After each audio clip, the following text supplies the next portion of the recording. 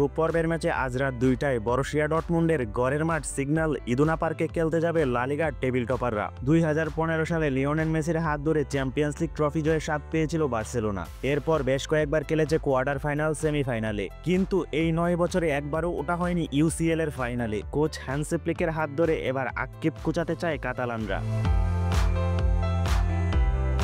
5 ম্যাচে 4 জয়, 1 হারে 12 পয়েন্ট দলটার। অন্যদিকে সমান ম্যাচে 12 পয়েন্ট বরুসিয়ারও। চ্যাম্পিয়ন্স লিগে এর আগে দুদল মুখোমুখি হয়েছে 2 বার। বার্সেলোনার 1 জয়ের বিপরীতে বাকি ম্যাচটি ড্র করে ডর্টমুন্ড। 2019 সালে চ্যাম্পিয়ন্স লিগের প্রথম লিগে মেসি সুয়ারেজের নৈপুণ্যে 3-1 গোলের জয় পেয়েছিল বার্সা। দ্বিতীয় লিগে ডর্টমুন্ডের গড়ের মাঠ থেকে ড্র নিয়ে ফিরেছিল স্পেনের ক্লাবটি।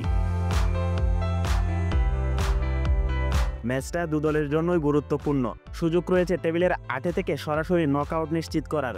বার্সেলোনা বরুসিয়ার স্কোয়াডে তেমন কোনো ইনজুরির সংখ্যা নেই। পূর্ণ শক্তির স্কোয়াডই পাবে দুদল।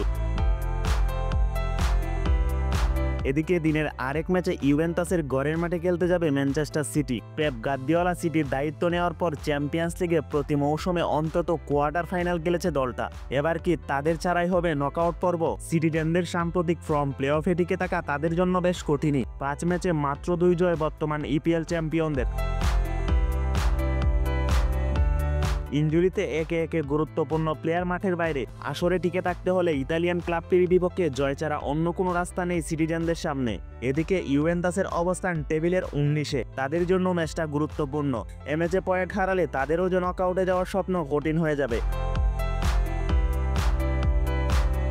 ইতালিয়ান ক্লাবটিরও রয়েছে ইনজুরির লম্বা তালিকা। আর্জেন্টাইন গুরুত্বপূর্ণ প্লেয়ার নিকো গঞ্জালেস খেলতে পারবেন না এই ম্যাচে। দুদলের মুখোমুখি দেখায় এগিয়ে তুরিনের অলরেডিরা। চ্যাম্পিয়ন্স লিগে এর আগে 2 বার মুখোমুখি হয়ে 2টি ম্যাচেই জয় তুলে নিয়েছে ইউভেন্টাস।